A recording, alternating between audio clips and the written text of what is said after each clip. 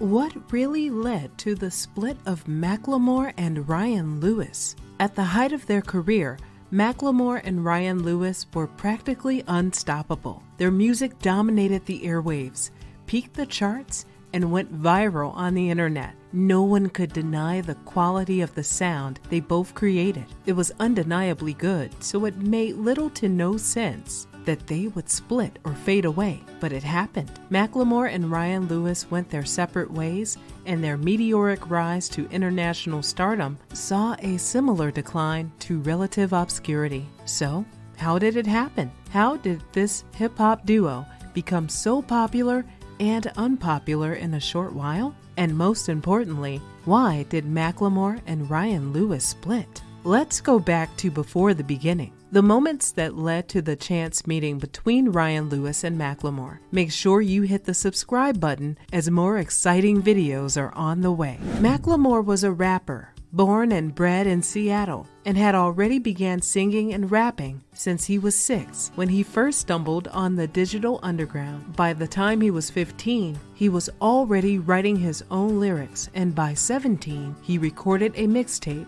titled Open Your Eyes under the name Professor Macklemore, which he self-distributed and released on the 21st of October. Then on the 1st of January 2005, after cutting off Professor from his name, he released an album titled The Language of My World, along with its lead single, Love Song. Ryan Lewis, on the other hand, was already a record producer, DJ, videographer, photographer, graphic designer, music video director, rapper, and songwriter before he met Macklemore. He had grown up playing guitars in rock bands with his childhood best friend, Ryan Sampson, and had started music production when he was 15. Ryan and Macklemore met at a photo shoot and instantly connected. For 3 years, Lewis would work on Macklemore's promotion as a photographer, and within those few years, they became good friends. It was after then that they both agreed to work full-time together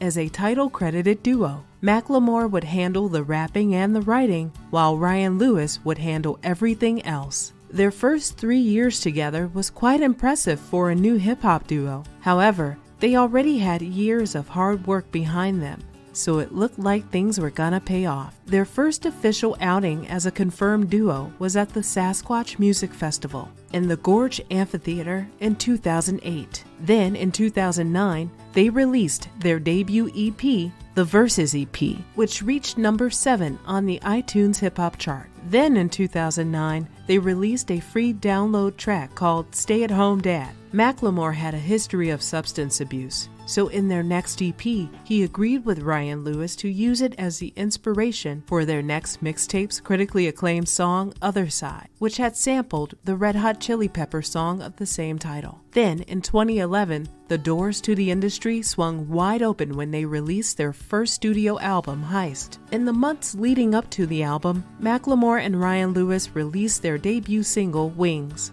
It was a song that talked about the dangers of consumerism. It was a statement song, and it charted on Billboard, bubbling under Hot 100 singles at number 12. The next single, titled Can't Hold Us, was truly one of their more finer moments in music history. It was a motivational power anthem that featured Ray Dalton on the vocals and had a super catchy hook. The song became the duo's second number 1 on the Billboard Hot 100 on May 18, 2013, and stayed there for 5 weeks. They quickly became the first viral craze of the 2010s. The only other viral musician on that level was Psy, with his ridiculous but cheerful Gangnam Style. Then their next single was a song called Same Love. It peaked at number 11 on Billboard Hot 100 and was one of the most controversial songs they had made at the time. A song about love and gay marriage at a time when homosexuality was still relatively outlawed. It was the first song to explicitly and openly promote gay marriage.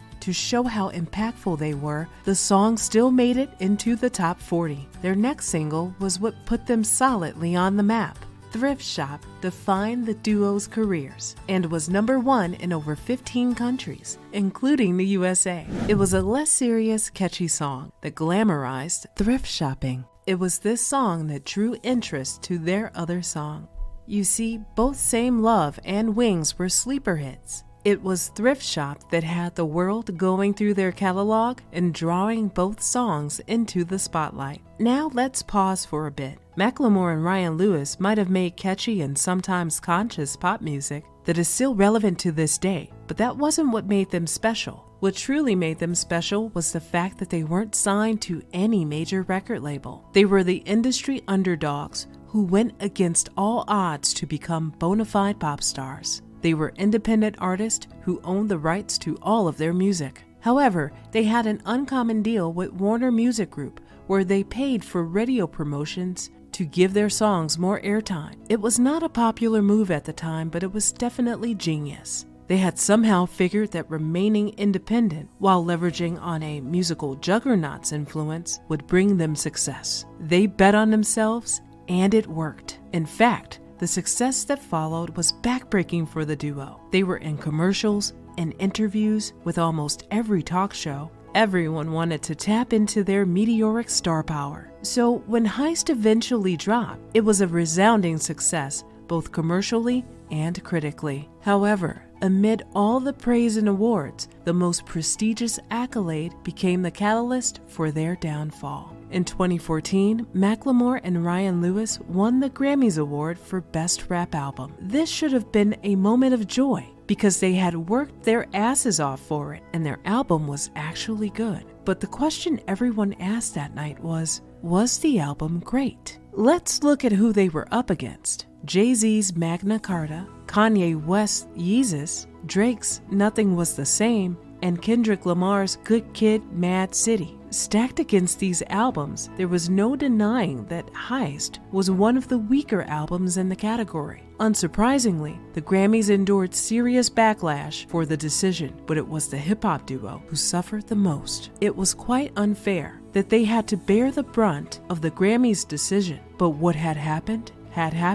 and what happened was that they would suffer serious negativity whenever the conversation around the award was brought up. They suffered negativity from fans and from the culture. Macklemore, being the face of the group, got caught in an endless loop of apologizing. Can you imagine having to constantly apologize for winning an award you worked your ass off for? Well, things just got worse for both Macklemore and Ryan Lewis. That same year as they toured, Macklemore relapsed and began abusing sleeping pills and smoking weed. He recalled going to meetings high and struggling with his creative output, which caused his collaborator Ryan Lewis to question their future together. Ryan asked him point blank at one point, "Do you want to make this album? Because it doesn't feel like you want to be here." Those words hit Macklemore like a brick, and he struggled to get back on his feet. But it wasn't until his then fiancée and tour manager Trisha Davis caught him with pills hidden in a show at the South by Southwest festival that he found the strength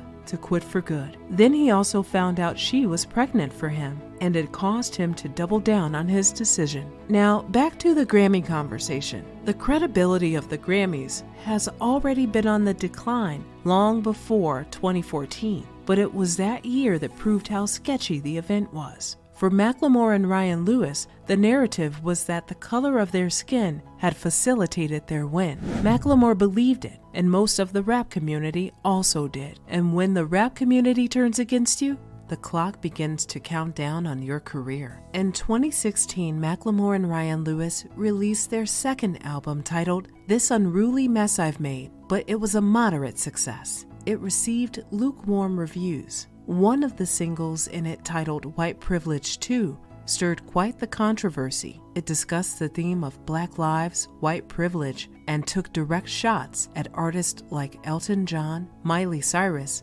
and Iggy Azalea, who had all profited from Black music, fashion, or culture. The album debuted at number 4 on the Billboard 200 charts before quickly dropping to 31 the following week. Eventually, it was kind of clear where the group was at the end of their career together. On the 15th of June, 2017, in an Instagram post, Macklemore announced that they were going to be taking a break. After the last tour, Ryan and I agreed that some creative space would be good for the both of us. Ryan Lewis is my brother forever. We have been working together damn near every day for 9 years, and it felt like the right time. Ryan Lewis did not say much, But if history has proven anything, it is that hiatuses almost always means a permanent split. Macklemore did his best to reveal more about the split in a Rolling Stone interview where he talked about how Ryan was always so good at finding the best in people. He also said Ryan wouldn't stop until he had pushed you to the limit of your creativity, making you rewrite until your music was at its best. From the look of things, it seemed that Macklemore and Ryan Lewis might have strayed as a result of creative differences. Or maybe it was a result of that and many other things at once, not excluding the infamous 2014 Grammy Award win. In the aftermath of their parting, Macklemore and Ryan have continued with their careers. Macklemore released Gemini in 2017. All the singles on the album went platinum, and it sold over 1 million units, selling 500,000 copies in the US alone. But it didn't have any of the smash hits that he had experienced while he was with Ryan. Meanwhile, Ryan continued with his production. He wrote and co-produced Kesha's 2017 single Praying that came at the helm of the legal controversy she had passed through some time prior. The pop piano ballad debuted at number 4 and it was certified double platinum in the US for surpassing the 2 million sales milestone. It also received rave reviews. For the next few years, Macklemore and Ryan Lewis would keep doing their thing. Ryan preserved his privacy, and Macklemore rode on the strength of a loyal fan base that just couldn't wait to see them back together. Now, after almost 5 years since their hiatus, the question everyone is asking is this: will they ever return as a duo?